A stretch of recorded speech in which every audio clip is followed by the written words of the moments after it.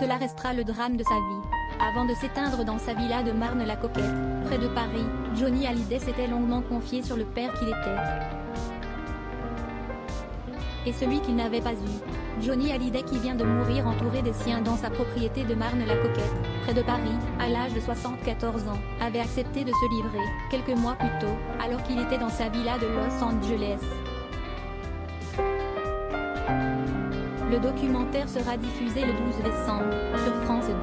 Il s'appelle Johnny Hallyday, la France rock'n'roll.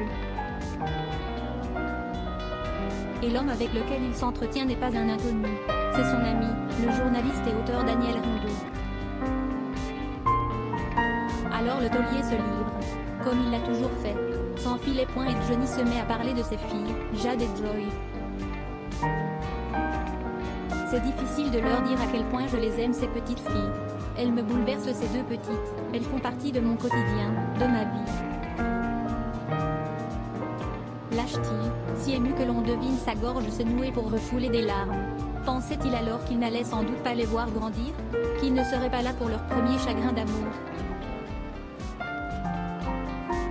Une confidence en entraînant une autre, il en vient alors à parler du père qu'il est, non seulement avec Jade et Joy, mais également avec David et Laura, dont l'enfance lui a malgré lui échappé. Avec mes enfants, j'essaie de faire tout le contraire de ce que mon père a fait avec moi. J'aime mes enfants, je les élève, je suis fier de les élever. Devenir père, assumer ce rôle, c'est aussi pour lui une façon de consoler le petit Jean-Philippe Smet qui n'a jamais cessé de pleurer derrière l'image à la fois solaire et destructrice du taulier.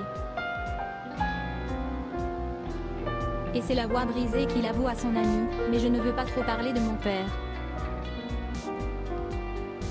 C'est assez douloureux pour moi. Johnny, qui habituellement ne se défile pas, ne peut pas, à ce moment-là, en dire davantage. Parce que son chagrin d'enfant ne s'est jamais tari.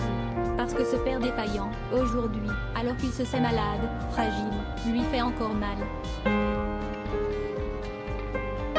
Léon Smet avait abandonné son fils et la mère de ce dernier quand le rocker n'avait que 6 mois. Comédien belge devenu ensuite réalisateur de télévision, l'homme était surtout un type perdu. De ceux dont on ne souhaite pas croiser la roue. Dans un long entretien accordé à Télérama en 2014, Johnny se souvenait, il était surtout alcoolique, séducteur, incontrôlable. Chaque fois qu'il avait un boulot, il me perdait. De lui, je n'ai connu que les pires aspects. L'abandon petit, puis les factures ou les frais d'hôpitaux à régler, la déchéance. On le trouvait ivre-mort, écroulé au milieu de la rue. C'était dur, douloureux de n'avoir que ça de lui.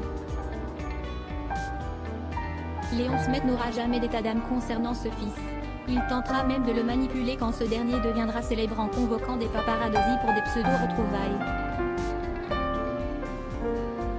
Johnny était alors militaire. Voir son propre père essayer de l'utiliser sera une morsure supplémentaire, de celle dont on ne se relève jamais tout à fait.